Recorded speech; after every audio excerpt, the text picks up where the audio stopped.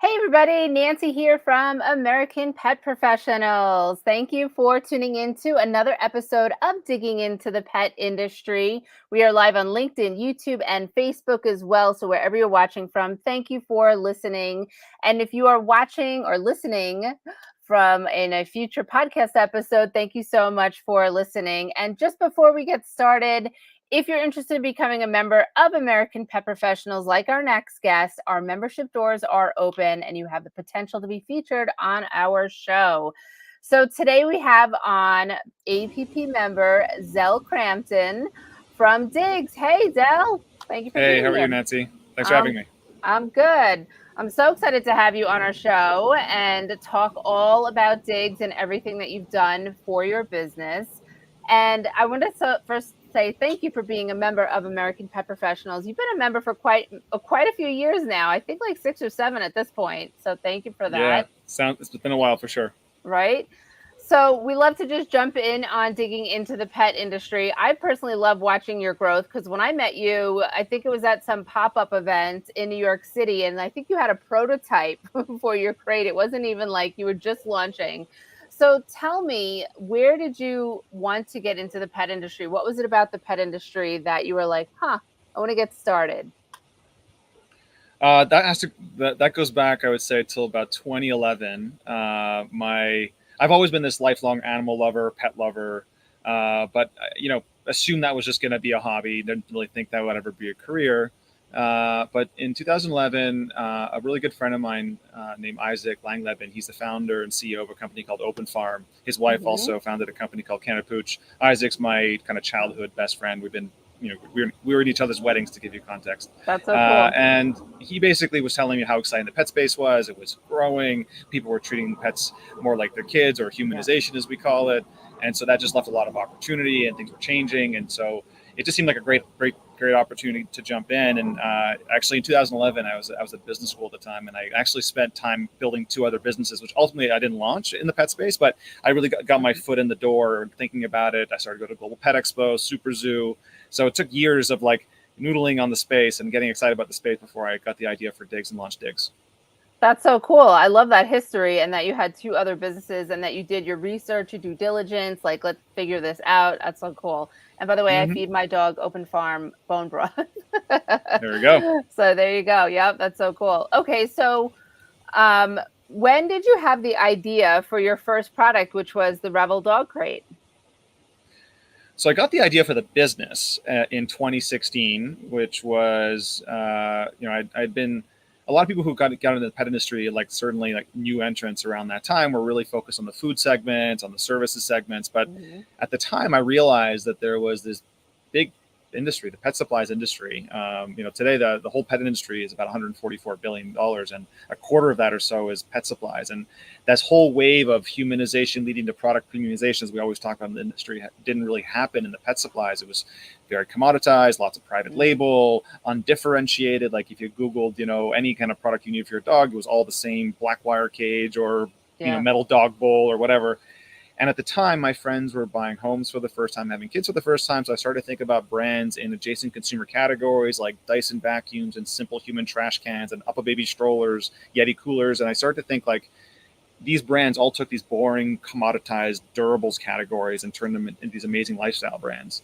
And I thought there's got to be room for a brand like that in the pet space. And so that was the idea. I had this sort of Yeti for pet idea, is what I called it.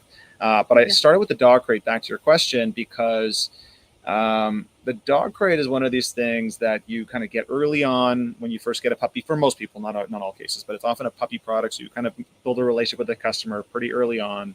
Um, at the time, especially, but even still to this day, they were all the same black wire cage. Yes, maybe one had a slightly different latch or an extra door or something like that, but they were all the same, Yeah. almost entirely private label. There was no brands. There was some licensing with Kong, but and the more I looked in the research, the pain points were pretty profound. People found them ugly. People found they hated the way, certainly the way they looked in their living rooms. They pinched their fingers when they tried to collapse them. Their dogs didn't know how to open them. I later learned and found out how many injuries and deaths occur through so a lot of dog crates. Hikes. And so it just felt like a kind of a category that we could kind of enter the market with and do something pretty special. And so, that was in 2016, but then it took a good couple of years to do all the research, the designs, the manufacturing. So we didn't launch until 2018, but that's sort of the genesis of that. Yeah. And can I mention also really heavy and hard to lift and carry, right? It's really not, those wire crates are definitely not the easiest thing. So you launched in 2018 after all that research. What was your first place that you actually launched the Revel Dog crate that you were like, okay, we're putting this out into the world? We launched direct to consumer, so on our website Diggs.pet, and we only raised a little bit of family and friends money, so we only launched basically with essentially one SKU, which was our Revel Mhm. dog crate. It's sort of kind of amazing dog crate that solved aesthetics, that solved collapsibility, that solved strength, that solved all the ergonomic stuff that you were talking about, Nancy. And we launched it in size small and in gray with one accessory, which was our snooze pad. So that was in late. We did a Kickstarter in April 2018, and then formally launched the business in October 2018. Okay. Okay. So you've been around for a while now. And explain what is different besides what you just said about the other crates. What makes Revel Crate Dog Crate? Why is it reimagined? What is it so different about it? Yeah, look, we basically tried to solve all the issues, and so just go one by one. Starting with aesthetics. We completely changed the way a crate looks, from changing the way the mesh it looks. So now we have this beautiful diamond patterned mesh instead of these sort of like jail looking bars. Which, by the way, the diamond mesh is a safety thing, which I'll get into in a second. You have beautiful aluminums. You have accents. It's rounded. It looks. A lot of people think it looks like premium baby gear. So it does. It looks completely different, and particularly our top selling ash color. People love the way it looks in a modern home, and so they no longer worry like, oh, this ugly black cage in my living room. Now I have a beautiful product in their home. That's one. Two, I meant safety is a big thing for us, and you'll never eliminate all safety risks completely, but we've made huge improvements over the standard black wire crate. From those vertical bars in a black wire crate where dogs have known to get their paws and jaws trapped. Yep. Our diamond mesh allows for freer movement to prevent the entrapment. Much harder for dogs to escape, almost impossible because of our solid frames and our escape-proof latching mechanisms. All the testing is done to much higher standards, and even the chemical testing meets baby product standards. So free of heavy metals and formaldehydes and all kinds of other nasty chemicals. Then on feature set, our crate, like magic, with just a turn of a handle, collapses into itself, kind of like a pack and play. And then it has wheels, it has handles, multiple openings like a garage door. It's got a ceiling hatch to help with crate training, and other features like that. And then so it just sort of checks all the boxes as compared to your typical black wire crate. Yeah, and just the fact that it collapses and that you can wheel it away makes life so much easier, because I've been one to carry one of those big wire crates to take my dog somewhere on vacation, and I needed to, he was young and I needed to have him in a crate while I was like, if I had to leave the room. This is many years ago. And I couldn't lug that thing up the stairs. So, like it was really, really crazy. So I remember when you first showed me that, I was like, my mind was like the thought process of it. So it's really cool. And can you tell me why it's so important to you to have the higher standards with the materials that you use for your crates?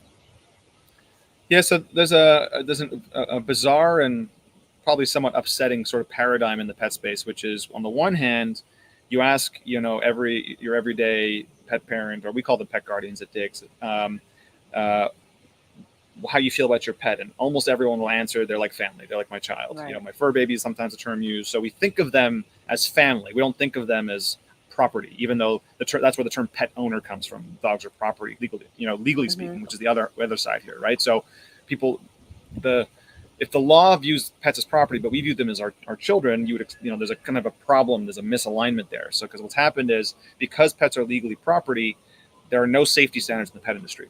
So pet products have been made to a very low standard of quality, and basically, never mind low safety standards. There are no standards for pet companies that they have to meet. It's just they can make a crate, and if a dog gets injured, there's no criminal repercussions in the same way you would have for let's say a child getting injured in a car seat or other sort of child products.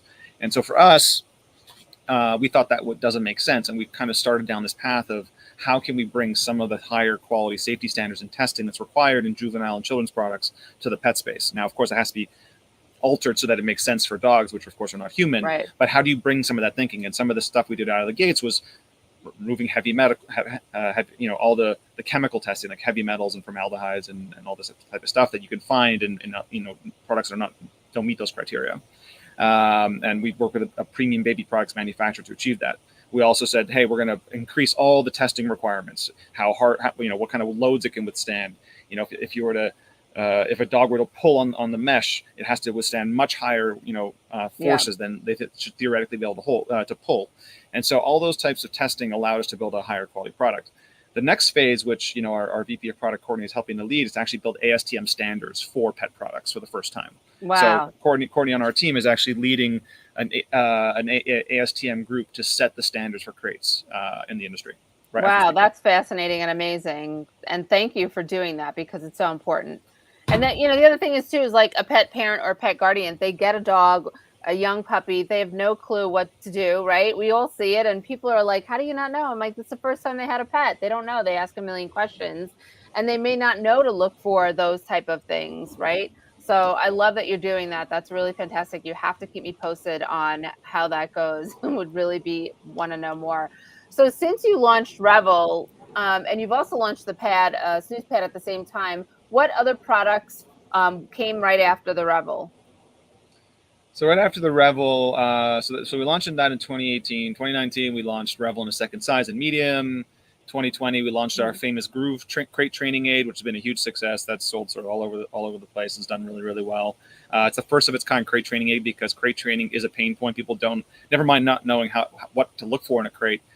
People just think, hey, I get a dog, I put a dog in a crate and close the door. It's not how it works. No. Yep. No, dogs need to be acclimated very thoughtfully and carefully through a process. And trainers can guide that, but we also provide materials and education to help with that. And Groove is the first product to help with that process itself. And then we launched other products like leashes, collars, harnesses, travel carriers. But then in 2023, last year, we basically launched our next two big hero products. One, a product called Evolve, which takes sort of the aesthetics and safety and quality of Revel, but strips out some of the kind of bells and whistles but at a much lower, kind of a more accessible price point that we launched last year. Okay. And then Adventure, which is the first of its kind inflatable travel dog kennel, which was made out of something called drop stitch PVC, which is ultra durable, super lightweight. People are always blown away, no pun intended, about how strong and durable it is for something so lightweight and inflatable. Let me tell you, pun intended, man, because you showed me that at Global and I was like, what? It was so fast, first of all, how quick and how sturdy and durable that was. I remember asking you, what size, because I was waiting. I think you have to come up with the next size. Am I saying that correctly? I have a 76-pound dog, or it wouldn't fit in my car. I think that's what it was. Yeah. The 76 would be fine for our large size, but sometimes the vehicle's not big enough. Maybe sideways. I don't know, but that was really blown away. So what made you say, let's come up with something that is inflatable, but it's going to be like hard to the touch after it's inflatable? Tell me a little bit about that, because I was really enamored by that.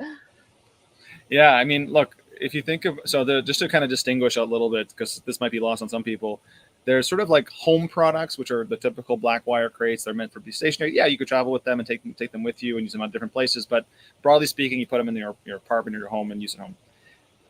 The next big wave of sort of safety focus for us is educating people on the importance of properly containing your dog in transit. So, I like to say, like, before whenever the seatbelt laws were enacted, I think it was in the 70s, if I'm not mistaken. Right. People didn't have seatbelts, and then we look back at that like, oh my God, I can't believe people didn't wear seatbelts. That's crazy. Or car seats for kids, yeah. Or car seats for kids, same thing, right? And now we're still, for the most part, happy to say, oh, there's a 70-pound dog just roaming free in the car, distracting me, and then God forbid if something happens, is a projectile in the car, risk to themselves and risk to other passengers. So first and foremost, whatever product you use, I'm a big believer and advocate for safely containing your dog in a car, because it's safer for them, it's safer for the passengers, and more comfortable, by the way. It's just if it's done properly. There's different kinds of products for that. There's harnesses, there's kennels, and all that. We went the route with kenneling because it's the safest way. You can actually get kennels that are been crash tested, that are designed to withstand collisions. There's some companies like Gunner that sort of spearheaded that whole market. They make great products. The thing, going to your question though, Nancy, about why this product and how we came up with it. Well, the truth is, broadly speaking, kennels come into two buckets. There's sort of like the lower end models that are, yeah, they'll contain your dog in terms of not escaping, but in an accident they probably won't do much. It can be flimsy plastic or flimsy material. An aggressive dog would probably get out of them anyway. Then you have on the other end of the spectrum are the very high quality products that are crash tested, and they're great. They just have to be very heavy. They're bulky. They don't collapse very easily. And it's been known for a while that this is material called drop stitch PVC that's used in inflatable kayaks, inflatable paddle boards, which are basically lightweight use cases, but require very strong abrasion resistance, very strong use cases. And so, it was applying that material to the pet space where you can then get something that's very lightweight, stores like basically flat like a fabric, but when inflated, has all the strength of these very durable, hard-sided carriers and kennels. And so we kind of get the best of both worlds. It's sort of an uncompromising product in that way. And so that's where that came from. It's really cool. I did a video for it. I think it's on our at American Pet Pros. Yes, it's on our American Pet Pros on Instagram in our reels, because I was just like, what? They're so cool. I was like, show me what's new. And you did. And I was like, this is so, and I asked you that. I'm like, how did you come up with this material? And then you said the paddleboarding, and I'm an avid kayaker. So I was like, oh, that makes so much sense. So it was really cool. So yes, the safety in the car is so important. And can that also be used for airline travel as well? It cannot. So the governing body of airline travel is the IATA, and they would have to certify that. It's a whole process, and it's something that we haven't been able to get through yet. Right now, there are very strict standards about what you can put in the cargo of a plane. So make sure that if you are traveling on a plane with your dog, that you are looking at those standards carefully. Okay, just question, and I have a connection for you if you need it for somebody that is in there working on that. Okay, very cool. So I love that you advocate for that, because it's so important. And one of the things that drives me crazy that I see a lot on social media is people driving with their dog with the collar and then the leash hooked and then tied into the car. At least it's inside the car. Worse is when you see a pickup truck, right, and they're in the back. But I'm like, if you have to slam on your brakes, there's no helping that dog. So I don't know. I just wanted to put that out there because it makes me crazy. And just to add to that, sometimes people do harnesses instead, but if they're not designed for car use, they can actually be very detrimental to the dog. So just look out for that. Their dogs have been injured very badly from them. There's only a couple harnesses that are designed for car use, like one with Sleepy Pod, for example. Great product as well. It's just look at that. Yeah, my dog has the one that has been crash tested, all the things. That's what I use on him. So make sure you fit it properly, because the first time he Hercules his way out of it. So that wasn't fun. Okay, cool. So let me look at my questions, because I have a lot. So when the design and function of your products are so important to you, why are the design and function so important as a business owner? I think we kind of answered that. But let me ask you this. What were the requests for your customers, or are any of your customers coming to you saying, hey, Diggs, we really love these products. Do you have anything like that? Do you get those a lot? Yeah. Sometimes in the form of, accessories, because they have their Diggs products and they want accessory for it. So that, the couple that we definitely get a lot, and it's in the pipeline. So just they're coming.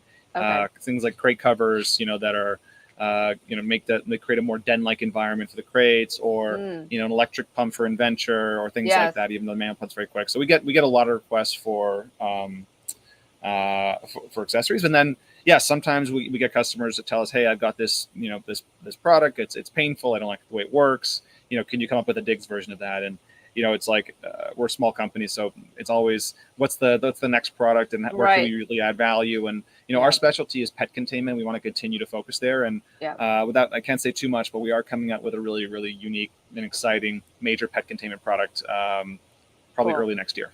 All right, awesome. I can't wait to see that. So let's talk a little bit about your business story, from growth as being a solo pet entrepreneur to the team you have now. How did that happen?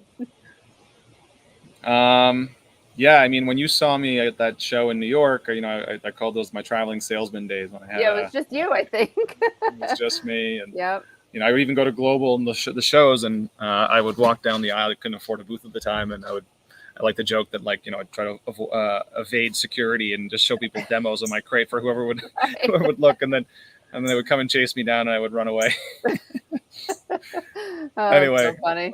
But look, I think it was very step by step, and we were lucky that I had some investors who kind of believed in me and believed in sort of what the pain, the problem I was trying to solve. And then we got early validation through Kickstarter. And then, once you did that, and then once we started to see the sales pick up, and like, we had sales immediately in 2019, our first full year, we were able to raise a little bit of capital to start to build the business from that. Yeah, that's really great. I love seeing that when all of that was going on. I was so happy for you. So, what do you find the Thanks. most challenging now that you have a bigger team? Going from that person running away from security to having people that you can rely on. Well, I am lucky. I have a fantastic team. So that is something. Obviously, there's always things that go wrong and things you got to manage through, and there's changes that happen. But by and large, we have a fantastic team That's good. That are not only competent, but they're very committed to the mission and what we're trying to do, and they're real pet people and who believe in our focus on safety and quality and are do everything they can to build on that. So I think really the biggest challenge for us is like, okay, well, how do we find our next customer? Marketing and sales and growing the company.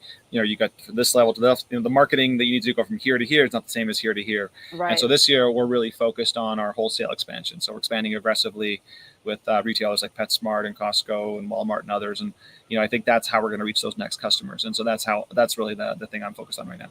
That's really cool. Congratulations on that. That's a big obstacle to get past to get into all those places. So I commend you for that. And let me ask you this. Have you had any challenges or obstacles in getting products launched? Anything that you face that you want to share? You don't have to give away all the dirty details, but like any challenges, because a lot of people go through that are pet product manufacturers. They think it's going to come out in a year, and it's like 2-3 years later after roadblock. Anything that you've gone through? Yeah, look, designing physical products is not for the faint of heart. I'll say that. Right? It's especially without the experience. I had no experience when I started, and I was maybe a little bit too naive of how complicated it actually was. But yes, when you design a product, especially an innovative product, it's one thing if you're buying something that already exists and you're just putting your label on it and whatever. Yeah. I'm sure there's challenges there too. I don't want to totally diminish that, but it's that's one thing. But if you're saying I'm going to do things entirely different, and there's no, I'm not even sure how to test to this because there are no safety standards. Right. There's a lot of things that can go wrong, and so for us, it was, at first trying to come up with ways to design the product we wanted. Which is how do you solve all those pain points and not make it ungodly expensive or complicated to make, right? And then you have the practicality of actually manufacturing. Finding the right manufacturer is not easy. And then this thing takes, I always say, like, whatever plan you have, assume it takes twice as long and twice as expensive. It's just that's the way it works. And so for me, the once I learned in the early days, it was not understanding the complexity of going from a concept to actually making it something you can manufacture was really, really a challenge. Yeah.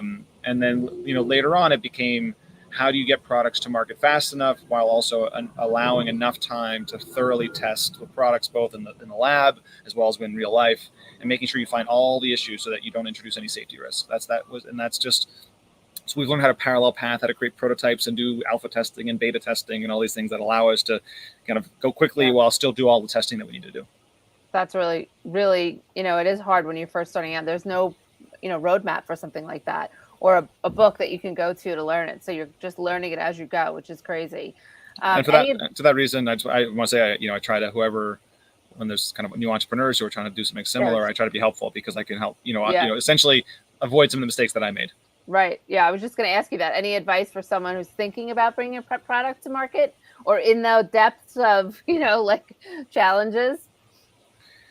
Number one, I think you mentioned this right at the outset, is I think you really, really want to make sure you understand the market you're getting into. And I don't just mean the customer. I also mean the distribution. Do you understand the retailers, what they're looking for? Do you understand how to advertise?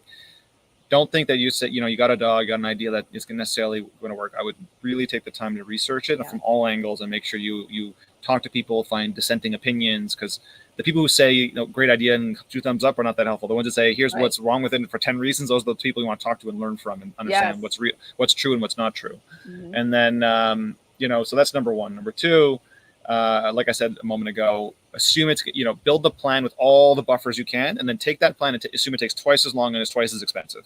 Right. That's the way I would build it. Yeah. And then to the extent that you can afford it or you can access it, always lean on functional experts. If you've never done marketing, get a marketing expert. If you've never done manufacturing, get a manufacturing expert. Yeah. I can't tell you how important that is. And vet the crap out of them to make sure that they're actually Yes, telling you what they do and what they can do is actually truthful. Because I've heard so many correct. horror stories from people that it breaks my heart a little. I'm like, oh, why didn't you do your research? Why didn't you ask? But some people get, they get those things sent to them and they think this is going to be great, and then it's not. So just keep doing research. That's really excellent advice. Thank you.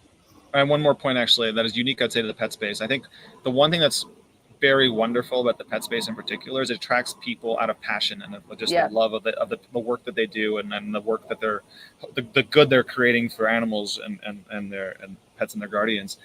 The one thing you want to make sure of is that you're not just building a passion project. It has to be a viable business model with unit economics that work, and a pathway to profitability and a big enough market. So if you don't know those things, make sure you enlist someone who can help you with those things. Yeah, that's excellent advice. It's so true, because passion product, or is it a business or a hobby? Like, you really have to sit down and, look at that, because we all have passion for the pets. And that, like you said, that is one of the best things about the pet industry and why we all relate so much to each other and our products. But it's still a business at the end of the day. And if you're trying to make that your livelihood, you have to do all that due diligence. Right. So, what else is new with Diggs that you would like to share? I know we talked about going into PetSmart, Costco, Walmart, a few other places. Anything else that I didn't ask you about that you would like to share? No, just look out for some exciting product launches, some accessories coming out later this year. And like I told you, a big product launch for us next year. We're actually going to be previewing, we think, if all goes well, at Super Zoo in a couple of months. Fingers crossed. Which I think, we've already started talking about our retailers, and the retailers are excited about it. So it'll be fun. Cool. So stay tuned. Okay. But otherwise, no, you're going to see us in a lot more doors around the country. I think that's the big thing over the next 6 to 12 months. That's awesome. And I just wanted to ask you about this, because when I was looking at your website earlier, I saw that at the top that it said you guys just launched one-on-one with virtual dog trainers, which I think is fantastic, because as you mentioned earlier, crate training isn't about just putting your dog in the crate, giving him a treat, and leaving for 12 hours. So is that going to help people with understanding that? Yeah, look, our mission statement, really hones in on 3 key aspects that we focus on. We've talked about safety. Implicitly, we've talked about the design innovation that we bring. But a big thing that's important to us is education. Yeah. I always say, a car, if used incorrectly, is a weapon, Mm-hmm. right? Same thing with, no matter how safe you make a pet product, if it's used incorrectly, it's dangerous. It's dangerous for a dog. It can be dangerous for children. So it's very important that understand pet behavior, dog behavior, and that you're training your dogs in a way that's going to help them acclimate to living in your home, or working with a crate, or whatever the case may be. And we found that not only is that important, but also that like I said, like you said, rather, crate training is a pain point, and other aspects of pet ownership can be, challenging. And so we wanted to make it as easy and accessible as possible. So we've partnered with a company to provide virtual one-on-one training at basically the lowest rate we could get while still getting certified, very high quality training. And the idea is just really to help our customers, Yeah. Certainly at that puppy stage, particularly for new puppy parents, understanding what the challenges are and how to work through them.